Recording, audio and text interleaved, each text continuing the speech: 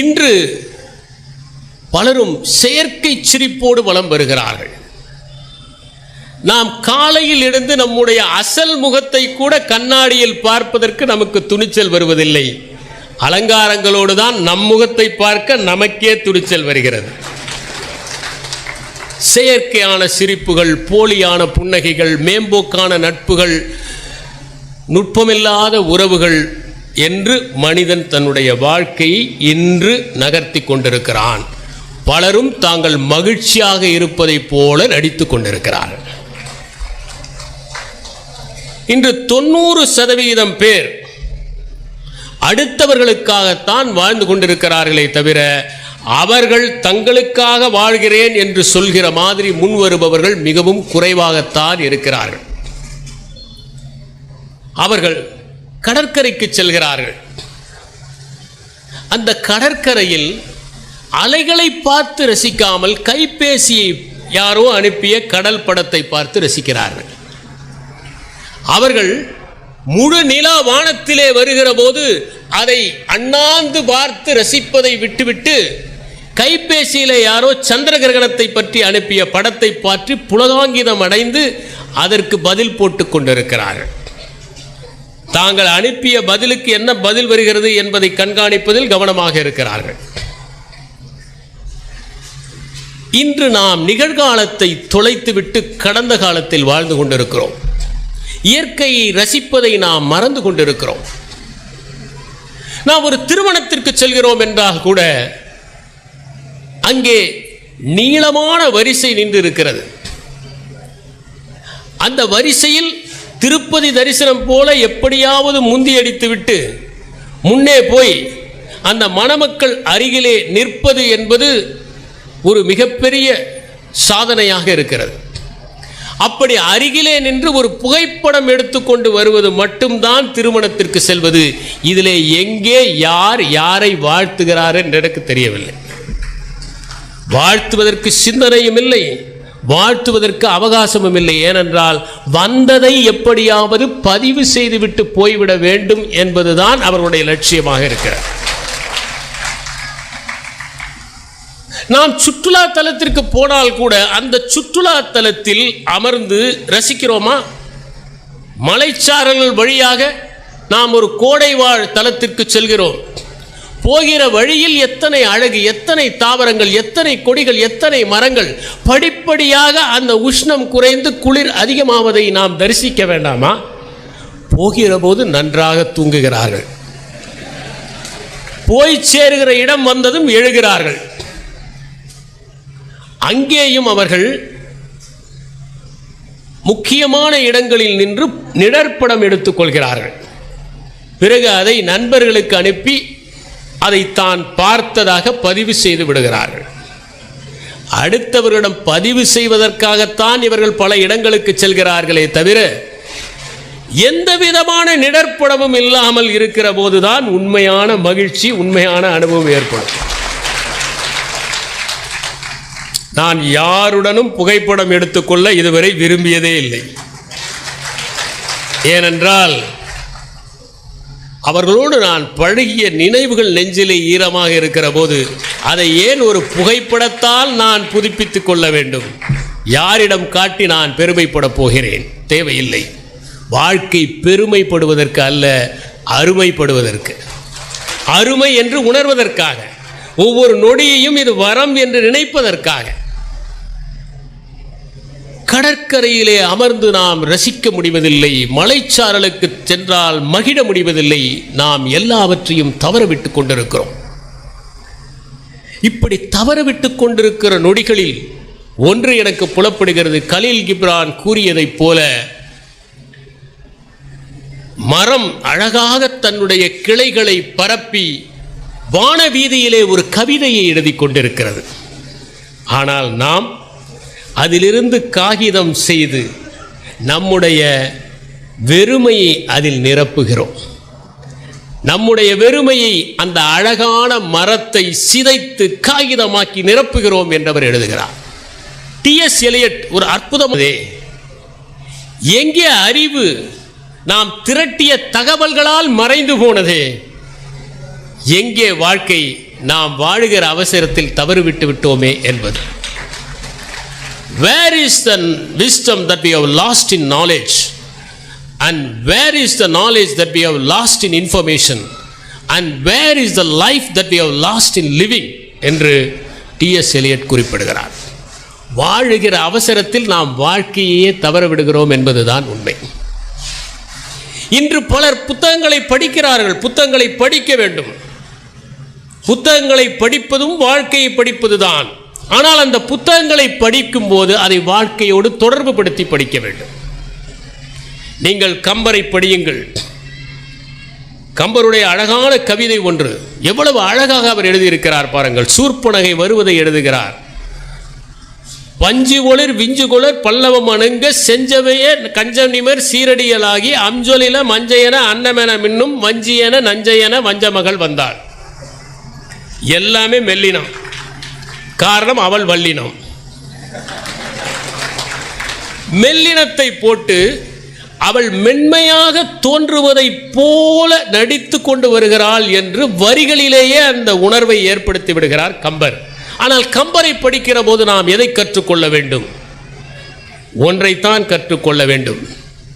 இன்றைய இளைஞர்கள் அவசியம் நெஞ்சில் ஒற்றிக்கொள்ள வேண்டும். ராமனை பற்றி சீதை சொல்கிறாள், ஒரு பகல் பழகினால் உயிரையும் ஈவரால். இங்கேதான் நண்பர் திரு சுந்தரா உடைப்பன் கடைசியாக சொன்ன கவிதை வருகிறது. எப்படி குகன் தம்பியாக முடியும்? சுக்ரீவன் தம்பியாக முடியும்? எப்படி விபீடனன் தம்பியாக முடியும்? ஏனென்றால் இவர்கள் மூவருமே ராமனுக்கு மூத்தவர்கள். தம்பி அண்ணன் என்பது வயதால் வருவதல்ல, அரவணைக்கும் பண்பால் வருவது. யார் அரவணைக்கிறார்களோ அவர்கள் அண்ணன், அரவணைப்பால் மகிழ்கிறவர்கள் தம்பி. அங்கே வயது முக்கியமல்ல, முதிர்ச்சி முக்கியம். அங்கே அந்த பதில் வருகிறது. இவர்கள் எல்லோரும் எப்படி சகோதரர்களாக ஆனார்கள்? இவர்கள் அத்தனை பேருமே ஒரு பகல் பழகிய ராமனுக்காக உயிரையும் தருவதற்கு தயாராக இருந்தவர்கள். ஆக வாழ்க்கையோடு தொடர்பு படுத்தி படிப்பதில்தான் அதன் சூட்சுமம் அடங்கி இருக்கிறது. அந்த சூட்சுமத்தை நாம் முழுவதுமாக அறிந்து கொள்கிற போதுதான் நாம் உலகை பற்றி அறிந்து கொள்ள முடியும். நிறைய பேர் படிக்கிறார்கள். எதற்காக படிக்கிறார்கள்? பணிக்காக படிக்கிறார்கள், பதவி உயர்வுக்காக படிக்கிறார்கள், பாடங்களுக்காக படிக்கிறார்கள். வாழ்க்கைக்காக படிப்பது இல்லை. அவர்கள் படிப்பதையெல்லாம் எப்படியாவது பணமாக்கி விட முடியுமா, பதவியாக்கி விட முடியுமா என்று நினைத்து படிக்கிறார்கள். அது வாழ்க்கையை வாசிப்பது அல்ல. இன்னும் சிலர் படிக்கிறார்கள், நான் இவ்வளவெல்லாம் படித்திருக்கிறேன் பார், என்னை விட பெரிய படிப்பாளி இருக்க முடியுமா என்று காண்பிப்பதற்காக படிக்கிறார்கள். அதுவும் வாசிப்பு அல்ல. உண்மையான வாசிப்பு ஒருவனை இன்னும் மென்மையாக்க வேண்டும், இன்னும் மேன்மையாக்க வேண்டும். அவன் சருகை போல் உதிர்வதற்கு தயாராக இருக்க வேண்டும். தன் முனைப்பை கழற்றி விட்டு இந்த பூமியைப் போல பொறுமையை அடைபவனாக இருக்க வேண்டும். அவன் மழை துளிகள் வந்தால் அவற்றையெல்லாம் ஏற்றுக்கொள்வதைப் போல தயாராக இருக்க வேண்டும். எந்த திசையிலிருந்து ஞானமோ அறிவோ தன்னை நோக்கி வந்தால் அதை வரவேற்பதற்கு தயாராக இருக்க வேண்டும். அதுதான் படிப்புக்கான. சின்ன குழந்தை கூட நிறைய படித்தவர்களை தோற்கடிக்க முடியும் என்பதற்கு இந்த தஞ்சை மண்ணே சான்று. சோறு எங்கே விற்கும் என்று சொன்ன புலவனுக்கு தொண்டையில் விற்கும் என்று, விற்கும் என்பதற்கு விற்கும் என்று சொன்னதற்காக புலவனுக்கு சிறுவன் பதிலடி கொடுத்த மண் இது. எங்கிருந்து வேண்டுமானால் ஞானம் வரலாம். நான் படித்திருக்கிறேன் என்று அடுத்தவர்களிடம் பெருமைப்படுவதற்காக அல்ல. நண்பர் சுந்தரா உடைப்பன் சொன்னார் அல்லவா, படிப்பது அறிவு பெறுவதற்காக அல்ல, அறியாமையை அறிந்து கொள்வதற்காக. ஒவ்வொரு முறை வாசிக்கிற போதும் இவ்வளவு செய்திகள் தெரியாமல் இருந்திருக்கிறோமே, இது கூட தெரியாமல் இருந்திருக்கிறோமே என்று நாம் இன்னும் பணிவாக ஆக வேண்டும், இன்னும் மென்மையாக ஆக வேண்டும். எப்படி தாபோ கூறுகிறதோ அதை போல ஒரு மனிதன் இன்னும் மென்மையாக ஆவதற்குத்தான். அவனிடம் இருக்கிற சொரசொரப்பான பகுதிகளை எல்லாம் நீக்குவதற்காக, அவன் இன்னும் தன்னை வழவழப்பாக ஆக்கிக்கொண்டு தன்னிடம் இருக்கிற வேண்டாத பக்கங்களை எல்லாம் நீக்கி விடுவதற்காக.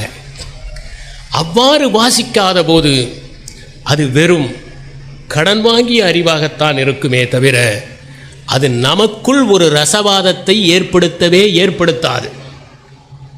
ஐசக் நியூட்டன் தன்னுடைய வாழ்க்கையில் ஒரு குறிப்பை சொல்லுகிறார். நான் கண்டுபிடித்தவற்றையெல்லாம் உங்களிடம் வந்து பகிர்ந்து கொள்கிறேன். எப்படி என்றால், கடற்கரையில் கிளிஞ்சலை கண்டெடுத்த ஒரு குழந்தை அதோடு ஓடி வரும், அதை போல நான் ஓடி வந்து உங்களிடம் பகிர்ந்து கொள்கிறேன். கடற்கரையில் தேடுபவர்களுக்கு கிளிஞ்சல் தான் கிடைக்கும். எப்போதுமே கடலினுடைய மேற்பரப்பு இருக்கிறதே, அது ஆர்ப்பரித்து கொண்டே இருக்கும். ஆனால் உள்ளே ஆழமாக இருக்கிற கடல் அமைதியாக இருக்கும். ஆழமே இல்லாத இடத்தில் அலைகள், ஆர்ப்பரிப்புகள், ஓசை. ஆனால் ஆழம் அதிகமாக இருக்கிற இடத்திற்கு சென்றால் அது அமைதி, எந்த விதமான ஓசையும் இல்லை. அதிகம் வாசித்தவர்கள் ஆழ்கடலைப் போல இருப்பார்கள், ஆர்ப்பரிப்பு செய்யாமல். ஏனென்றால் அவர்கள் படித்தவுடன் வாழ்க்கையோடு அதை தொடர்பு படுத்தி வாசித்து தங்களை மெருகேற்றுவதில் கவனம் செலுத்துவார்கள். நியூட்டன் எவ்வளவு பெரிய அறிஞர், அவர் ஏன் அப்படி கிளிஞ்சல்களோடு வந்ததாக கூற வேண்டும்? நியூட்டனை விஞ்ஞானிகளின் விஞ்ஞானி என்று குறிப்பிடுவார்கள். மற்ற விஞ்ஞானிகள் கண்டுபிடித்த பொருட்களுக்கெல்லாம் மூலமாக இருந்தது அவர் கொடுத்த சூத்திரங்கள். கால்குலஸ் என்கிற கணிதத்தை அந்த காலத்தில் கண்டுபிடித்தவர், மிகுந்த புத்திசாலி. அவரை போன்ற மாபெரும் அறிஞர்களே தங்களை கிளிஞ்சல்களை கொண்டு வந்தவர்கள் என்று சொன்னால் நாம் நம்மை எப்படி பார்க்க வேண்டும் என்பதை புரிந்து கொள்ள வேண்டும். ரவீந்திரநாத் தாகூருக்கு நோபல் பரிசு கிடைத்தது. அவர் சொன்னார், இனிமேல் ஒரு நாயின் வாலில் ஒரு தகர டப்பாவை கட்டினால் எப்படி சகல நேரமும் அது சத்தத்தை ஏற்படுத்தி இருக்குமோ, அதை போல எங்கு சென்றாலும் நான் இந்த நோபல் பரிசு பெற்றதை சொல்லி சொல்லி சத்தம் செய்து கொண்டிருப்பார்கள். என் வாலில் மாட்டிய தகர டப்பாவை போல அந்த பரிசு ஆகிவிட்டது என்று குறிப்பிட்டார். எவ்வளவு தூரம் அவர் மென்மையாக இருந்திருந்தால் இதை சொல்லி இருக்க முடியும் என்பதை சிந்தித்து பார்க்க வேண்டும். நாம் இயல்பாகவே வாழ்க்கையை வாசிக்கிற அந்த மனப்பான்மையோடு தான் பிறக்கிறோம். வாழ்க்கையை வாசிப்பதற்கு நாம் எல்லாவற்றையும் ரசிக்க வேண்டும். உதாரணமாக, வருகிற போது மழை வந்தது, மழையை நாம் ரசிக்க வேண்டாமா? இந்த பேச்சை விட அந்த மழை உன்னதமானது இல்லையா? இந்த பேச்சினால் என்ன விளைந்து விட போவது? இதை கேட்காவிட்டால் என்ன ஆகிவிடப் போகிறது? ஒன்றுமாக போவதில்லை. நீங்கள் இன்னும் சற்று சீக்கிரமாக வீட்டிற்கு போயிருக்கலாம். ஆனால் இந்த மழை வந்திருந்தால் எவ்வளவு அற்புதமாக இருந்திருக்கும். நாங்கள் எல்லாம் சின்ன வயதிலே மழை வந்தால் அந்த மழையை ரசிப்போம், அதில் நனைவோம். குடைகளெல்லாம் அப்போது கிடையாது. மழையில் நனைந்து அந்த மழைச்சாரல் முகத்திலே பட்டு தெளிக்கிற போது பேரானந்தப்படுவோம். காகித கப்பல்கள் விடுவோம். அந்த மழை நின்றதும் ஏற்படுகிற வானவில்லை தரிசித்து பார்த்திருப்போம். அந்த மழையினால் தேங்கிய நீரில் கால்களை அலசுவோம். எங்காவது கூரை ஒழுகினால் அந்த இடத்தில் ஒரு பாத்திரத்தை வைப்போம். மழை எங்களுக்கு இம்சையாகவே இருந்ததில்லை. நான் தஞ்சைக்கு முதல் வருகிற போது இங்கிருக்கிற குளங்களை எல்லாம் பார்த்தேன். எங்கு பார்த்தாலும் குவளைகள், அள்ளிகள், எங்கு பார்த்தாலும் நீர்த்தாவரங்கள். நெருக்கி அடித்துக் கொண்டு குளங்கள் ஒன்றுக்கொன்று போட்டி போடுவதை பார்த்தபோது சிலிர்த்து போனேன். இப்படி ஓர் இடமா என்று. மழை அதிகம் வராத ஊரிலே நான் பிறந்த காரணத்தால் இந்த குளங்களை எல்லாம் பார்த்து இங்கிருந்து 2 குளங்களை நம் ஊருக்கு எடுத்து சென்று விட முடியாதா என்று கூட சிந்தித்தேன். சின்ன வயதில் அப்படித்தானே சிந்திப்போம். நாங்கள் சின்ன வயதாக இருக்கிற போது யாராவது ஒருவர் மேலே போய் வானத்தை ஓட்டை போட்டால் நிரந்தரமாக மழை வருமே என்றெல்லாம் நினைத்தது உண்டு. அப்போது கூகுள் எல்லாம் இல்லை. ஆனால் அப்படி அதிசயப்படுவதிலே ஒரு ஆனந்தம் இருந்தது. மழையை நாங்கள் நேசித்தோம், ஆனால் இன்று மழை வருவதற்காக மக்கள் பயப்படுகிறார்கள். தமிழகம் தாங்குமா என்று தலையங்கங்கள் வருகின்றன.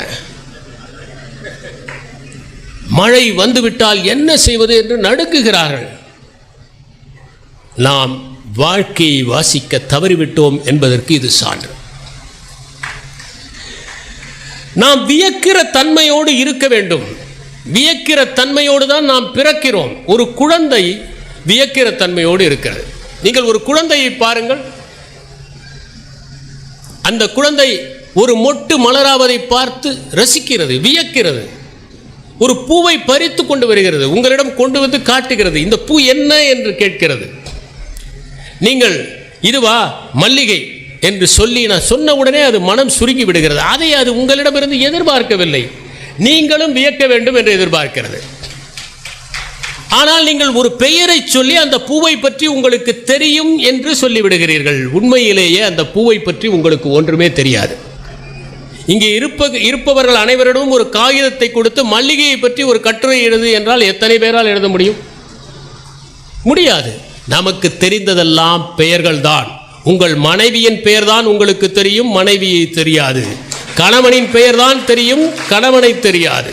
உங்கள் குழந்தைகளின் பெயர்கள் தான் தெரியும். நாம் யாரையும் தெரிந்து வைத்ததில்லை, எதையும் தெரிந்து கொள்ளவில்லை. பெயர்களை தெரிந்து காலத்தை ஓட்டி கொண்டிருக்கிறோம். அந்த குழந்தை அதோடு வியக்கிற தன்மையை பறிகொடுத்து விடுகிறது. அந்த குழந்தை ஓடி வந்து நம்மிடம் வானவில்லை காட்டுகிறது. அது நமக்கு அதிசயம் இல்லை. ஏனென்றால் நாம் கைபேசியிலே முகநூலிலே நுழைந்திருக்கிறோம்.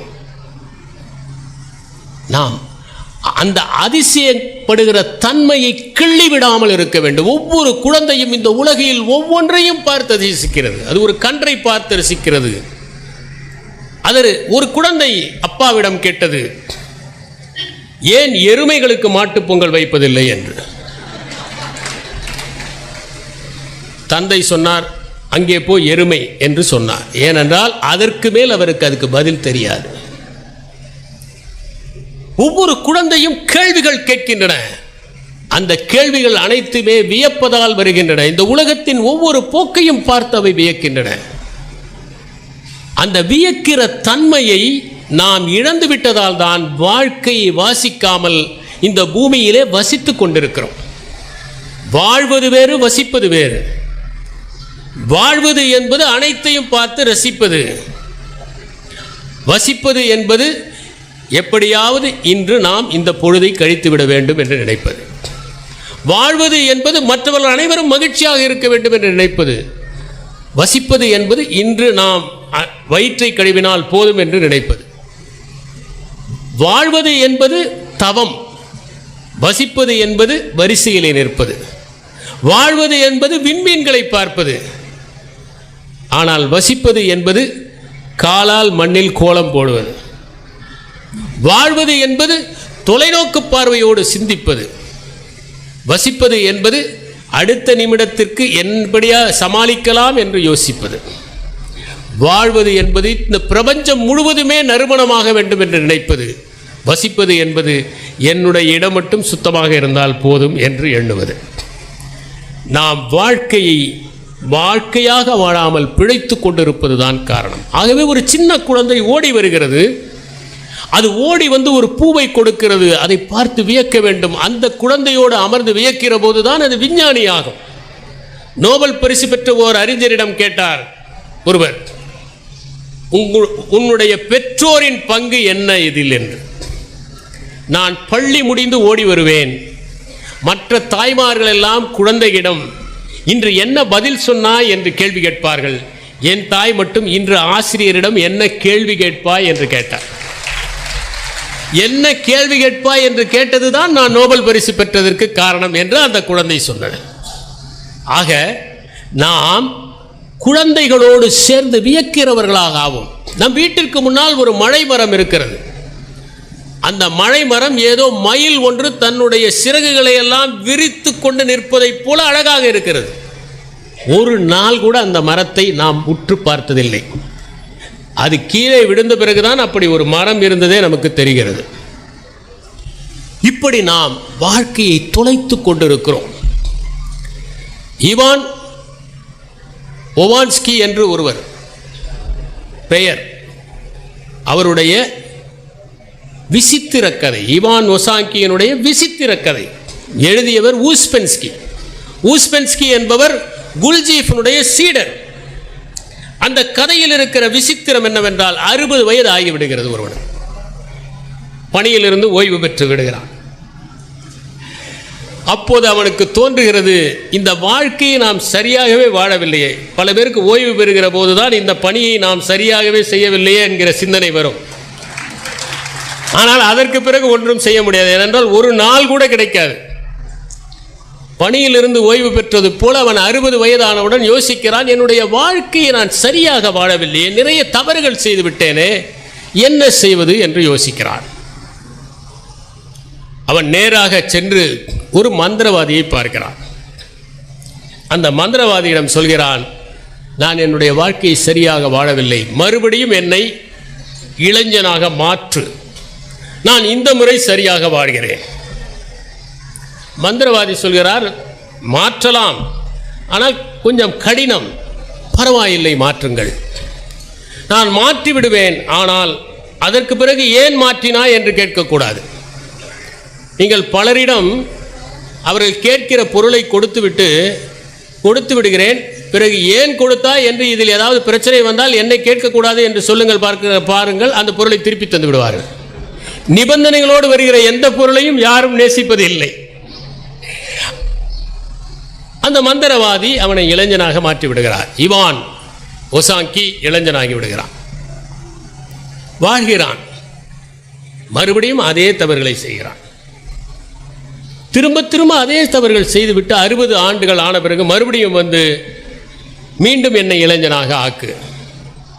மந்திரவாதி சொல்கிறான், எத்தனை முறை உன்னை மாற்றினாலும் நீ இப்படித்தான் இருப்பாய். ஏன் என்று கேட்கிறான். உன்னிடம் விழிப்புணர்வு இல்லை, நீ விழிப்புணர்வோடு வாழவே இல்லை. நீ எப்போது விழிப்புணர்வுடன் வாழ்கிறாயோ அப்போதுதான் உன்னுடைய வாழ்க்கை வசந்தமாக இருக்கும். இருக்கிற ஆண்டுகளையாவது விழிப்புணர்வுடன் வாழ கற்றுக்கொள் என்று சொல்லி அனுப்புகிறான். நாம் வாழ்க்கையை வாசிக்க வேண்டும் என்று நினைத்தால், இங்கே இந்த அறிஞர்கள் எல்லாம் புத்தகங்கள் எழுதியிருக்கிறார்களே, இவர்கள் பல பேரும் தங்களுடைய சொந்த அவதானிப்புகளையும் சொந்த விழிப்புணர்வையும் தான் நூல்களாக ஆக்கியிருக்கிறார்கள். அந்த நூல்களை படிக்கிற போது நாம் அவர்கள் வாழ்ந்த வாழ்க்கையை ரசிக்க வேண்டும். இன்னும் சொல்ல போனால், ஒரு நாடகத்தை வாசிக்கிற போது அதில் இருக்கிற ஒவ்வொரு பாத்திரமாக நாம் ஆக வேண்டும். கவிஞர் கண்ணதாசன் சொல்வார்,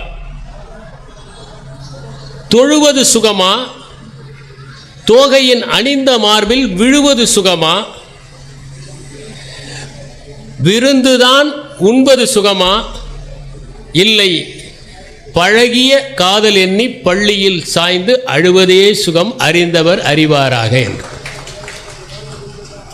கண்ணதாசன் சொல்லுகிறார். ராகமாளிகா என்பதில் மகாபாரதத்தை ஒருவன் எழுதுகிற போது அந்த கவிஞன் துகில் உரிகிற கட்டத்தை எழுதும் போது அவனே துரியோதனனாக வேண்டும், பிறகு அவன் துச்சாதனனாக வேண்டும், பிறகு அவன் பாஞ்சாலியாக வேண்டும், பிறகு அவன் பீமனாக வேண்டும், பிறகு அவன் அர்ச்சுனனாக வேண்டும், பிறகு அவன் யுதிஷ்டிரனாக வேண்டும், அப்போதுதான் அவனால் எழுத முடியும் என்று. நாம் ஒரு புத்தகத்தை வாசிக்கிற போது அந்த புத்தகத்தில் என்னென்ன இருக்கின்றனவோ அந்த இடத்திற்கு நாம் சென்று விட வேண்டும். ஒரு கடற்கரை இருக்கிறது என்றால் அதை வாசிக்கிற போதே நம் உடலில் கடற்கரையில் அமர்ந்திருப்பதைப் போல குளிர்ந்த தென்றல் வீச வேண்டும். அப்போதுதான் அதை வாழ்க்கையோடு தொடர்பு படுத்தி வாசிக்கிறோம் என்று பொருள். ஒரு இருண்ட குகையை நாம் வாசிக்கின்ற போது நமக்குள் ஒரு அச்சம் ஏற்பட வேண்டும். அதுதான் ஒரு வெளிச்சம். சில கவிதைகளை வாசித்து முடித்த பிறகு நமக்குள் ஏன் பரவசம் ஏற்படுகிறது? பரவசம் கவிஞனால் மட்டும் ஏற்படவில்லை, அந்த கவிஞனோடு நாம் கைகுலுக்குவதால் ஏற்படுகிறது. அந்த காப்பியத்தை எழுதியவரோடு நாம் பயணிப்பதால் ஏற்படுகிறது. பயணிப்பது மிகவும் அவசியம். இவான் ஒசாங்கியினுடைய கதையை பற்றி நான் உங்களுக்கு சொல்லுகிறேன். விழிப்புணர்வோடு வாழ்வது எப்படி இருக்கும் என்பதையும் நான் சொல்ல வேண்டும். பெஞ்சமின் பிராங்க்லின் ஒருவர் கேட்டார். உலகத்தில் மிகச் சிறந்த சுயசரிதைகளில் ஒன்று பெஞ்சமின் பிராங்க்லின் எழுதியது. சின்ன சுயசரிதை தான். ஒருவர் வாழ்க்கையில் எப்படி முன்னேற முடியும், சாதாரணமான நிலையிலிருந்து மிகப்பெரிய அறிஞராக ஆக முடியும். ஏனென்றால் அவருடைய இடத்தில் ஜெஃபர்சனை போடுகிற போது எல்லோரும் சொன்னார்கள், Jefferson has come to replace Benjamin Franklin என்று. அதற்கு ஜெஃபர்சன் சொன்னார், I have not come to replace Franklin, I have come here only as a substitute. Replacement வேறு. சிலரை உங்களால் அவர்களுக்கு பதிலியை கண்டுபிடிக்கவே முடியாது. அப்படிப்பட்ட மனிதர்களை நான் சந்தித்திருக்கிறேன். You cannot find replacements for them. அந்த பெஞ்சமின் பிராங்க்லின் சுயசரிதையை அவ்வளவு அழகாக எழுதியிருக்கிறார். அவர் எப்படி முதலில் கவிதை எழுதினார், சொந்த அண்ணனே அந்த கவிதையை ரசிக்கவில்லை, பிறகு எப்படி அவர் பயணப்பட்டார், எப்படி மற்றவற்றையெல்லாம் கற்றுக்கொண்டார் என்பதை பற்றியெல்லாம் நுணுக்கமாக எழுதியிருக்கிறார். எப்படி சமூக நுண்ணறிவை வளர்த்து கொண்டேன் என்று அவர் எழுதுகிறார். சமூக நுண்ணறிவை வளர்க்காதவரை எவ்வளவு படித்தாலும் ஒருவர் வளர முடியாது. நீங்கள் மிகப்பெரிய அறிஞராக இருக்கலாம். ஒரு சின்ன உதாரணம் சொல்லுகிறேன். ஒரு பள்ளியிலே அதிக மதிப்பெண் பெறுகிற மாணவர்களுக்கு நண்பர்கள் குறைவு. ஏனென்றால் அந்த மாணவர்கள் தாங்கள் எழுதிய குறிப்புகளை யாருக்கும் தரமாட்டார்கள். தனக்கு தெரிந்த விடையை மற்றவர்களுக்கு சொல்லிக் கொடுக்க மாட்டார்கள். எங்கே அடுத்தவர்கள் தன்னுடைய மதிப்பெண்களை கபலீகரம் செய்து விடுவார்களோ என்று சகல நேரமும் ஒருவித பாதுகாப்பின்மையோடு இருப்பார்கள், சுயநலத்தோடு இருப்பார்கள். அப்படி சுயநலத்தோடு இருக்கிறவர்களிடம் யார் நட்பு வைத்துக் கொள்ள முடியும்? நீங்கள் நண்பர்களாக இருக்க வேண்டும் என்றால் உங்கள் நண்பன் உங்களை விட மேல் என்று நினைத்தால்தான் அவன் உங்களோடு நட்பு கொள்வான். அப்படிப்பட்ட ஒரு மனப்பான்மை சமூக நுண்ணறிவினால் அவருக்கு ஏற்பட்டது. நிறைய நண்பர்கள் வைத்தார்கள், கற்றுக்கொண்டார், மிகப்பெரிய அறிஞராக மாறினார். அதனால்தான் நீங்கள் பார்க்கலாம், $100 நோட்டிலே அவருடைய படம் தான் இருக்கிறது. அதிக மதிப்புள்ள பணத்தில் படத்தை அச்சிடுவது தானே அதிக மதிப்பு. அதனால் அதிக மதிப்புள்ள பணத்திலே அவருடைய படம் அச்சிடப்பட்டிருக்கிறது, மதிப்பு வாய்ந்தவர் என்கிற அடிப்படையிலே. அந்த பெஞ்சமின் பிராங்க்லினிடம் கேட்டார்கள், நீங்கள் சுயசரிதை எல்லாம் எழுதிவிட்டீர்கள், மறுபடியும் உங்களுக்கு வாழ்க்கை வாழ்வதற்கு ஒரு வாய்ப்பு கிடைத்தால் எப்படி வாழ்வீர்கள்? அவர் சொன்னார், இதே மாதிரி தான் வாழ்வேன். என்னுடைய வாழ்க்கையை இப்படி வாழ்ந்ததற்காக நான் எந்த விதமாகவும் வருத்தப்படவில்லை, எனக்கு எந்த குற்ற உணர்வும் இல்லை என்று குறிப்பிடுகிறார்.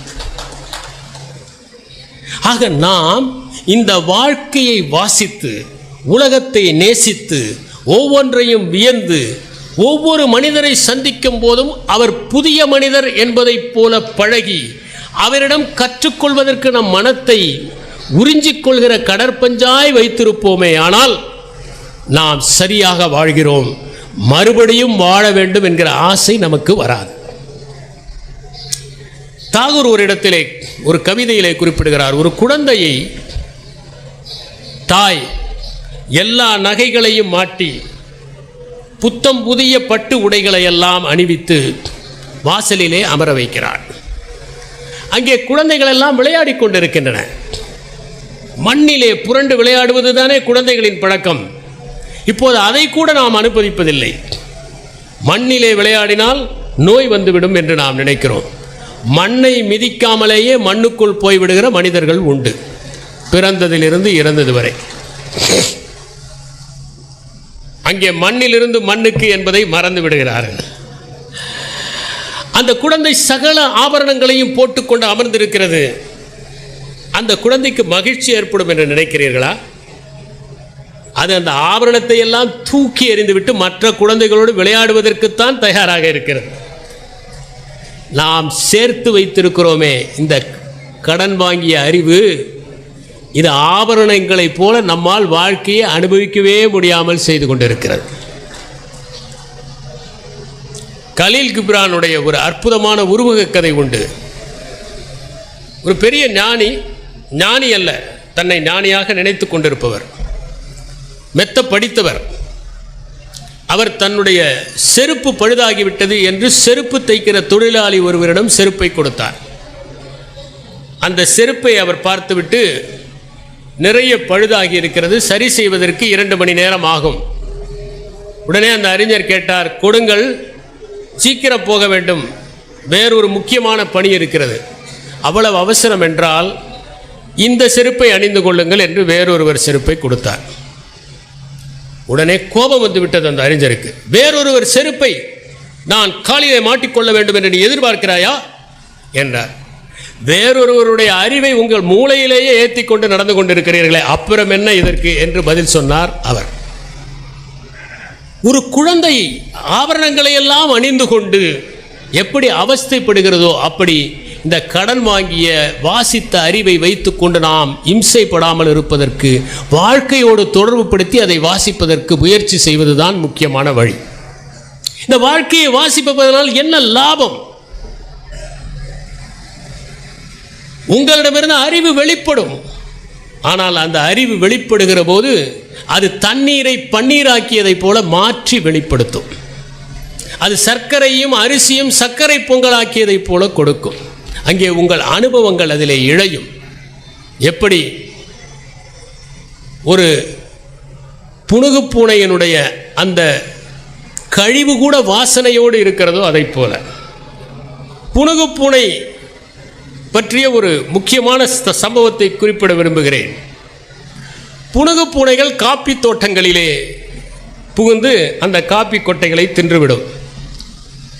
அந்த காலத்திலே டச் மக்கள் தாங்கள் மட்டும்தான் காப்பி அருந்துவார்கள். தோட்டத்திலே பணியாற்றுபவர்களுக்கு அந்த காப்பியை தரமாட்டார்கள். இந்த புனுகு பூனைகள் காப்பி கொட்டையை தின்றுவிட்டு அந்த காப்பி கொட்டையை எச்சமாக வெளியேற்றும். இவற்றை பொறுக்கி சுத்தமாக்கி அந்த பணியாளர்கள் காப்பி தயாரித்து உண்பார்கள். ஒரு நாள் அப்படி அவர்கள் தயாரிக்கிற அந்த காப்பியை பார்த்த பிறகு ஏதோ அவர்கள் திருட்டுத்தனமாக தயாரிக்கிறார்கள் என்று நினைத்து அதை பிடுங்கி ஒருவர் குடித்து விட்டார். டச்காரர். மிகவும் சுவையாக இருந்தது. அவர்கள் அருந்துவதை விட சுவையாக இருந்தது. அப்போதுதான் புனுகு பூனை ரகசியம் அவருக்கு தெரிந்தது. இப்போது புனுகு பூனையினால் கிடைக்கிற காப்பி கொட்டை சந்தையிலே கிடைக்கிறது, மிகவும் விலை அதிகம் என்பதை நினைவிலே வைத்துக் கொள்க. எப்படி தன் உடலில் சுரக்கிற ஒரு திரவத்தை முத்தாக ஒரு சிப்பி மாற்றி காட்டுகிறதோ அதை போல நம்முடைய வழிகள், அனுபவங்கள், வியப்புகள், நாம் சந்தித்த சோதனைகள் அனைத்தும் நம்முடைய படிப்பை ரசவாதம் செய்து மாற்றுவதற்கு இந்த வாழ்க்கையை வாசிக்க வேண்டும். என் நண்பர் ஒருவர் நிறைய படித்தவர், ஆனால் படிப்போடு நின்றவர் அல்ல, வாழ்க்கையை வாசித்தவர். அவர் ஓய்வு பெற்றுவிட்டு புத்தகங்களை எல்லாம் எழுதி கொண்டிருப்பார். மாலை வேளைகளில் வந்து எங்களோடு பல விஷயங்களை பேசி கொண்டிருப்பார். உடல் நலம் கெட்டுவிட்டது. மருத்துவரிடம் அழைத்து சென்றார்கள். இனி அவர் பிழைப்பது சிரமம், வீட்டிலேயே வைத்து பார்த்து கொள்ளுங்கள் என்றார்கள். படுத்த படுக்கையாக வீட்டிலே இருக்கிறார். அவரை சந்திப்பதற்காக நான் சென்றேன். சிரித்துக்கொண்டே பேசி கொண்டிருக்கிறார். அவர் முகத்தில் எந்த மரண வலியும் இல்லை. அவரிடம் நான் கேட்டேன், உங்களுடைய இறுதி முடிவாகிவிட்டது, உறுதியாகிவிட்டது, இப்போது உங்களுக்கு ஏதேனும் கவலை இருக்கிறதா? அவர் சொன்னார், எந்த கவலையும் இல்லை, நான் மகிழ்ச்சியாகத்தான் இருக்கிறேன். அவர் மட்டும் மகிழ்ச்சியாக இல்லை, எனக்கு தேநீர் கொண்டு வந்து கொடுத்த அவருடைய மனைவியும் மகிழ்ச்சியாக இருந்தார். இருவருடைய முகத்திலும் எந்த சலனமும் இல்லை. தான் இறந்து போவதை பற்றி எந்தவித சலனமும் இல்லாமல் அவர் இருந்தார் அல்லவா, அவர்தான் வாழ்க்கையையும் வாசித்ததற்கு ஓர் அடையாளம். உங்கள் வாழ்க்கையில் இறுதி நொடியில் நீங்கள் இனிமையாக இருக்க வேண்டுமென்றால், வாழ்ந்த திருப்தியில் இருக்க வேண்டுமென்றால் வாழ்க்கையை வாசியுங்கள். மேகங்களை பாருங்கள், மரங்களை பாருங்கள், பனித்துளிகளை பாருங்கள், பூக்களை பாருங்கள், குளங்களை பாருங்கள், அதில் பூக்கிற மலர்களை பாருங்கள், குழந்தைகளை பாருங்கள், ஒவ்வொரு மனிதனையுமே அதிசயமாக பாருங்கள். வாழ்க்கை வசப்படட்டும். நன்றி, வணக்கம்.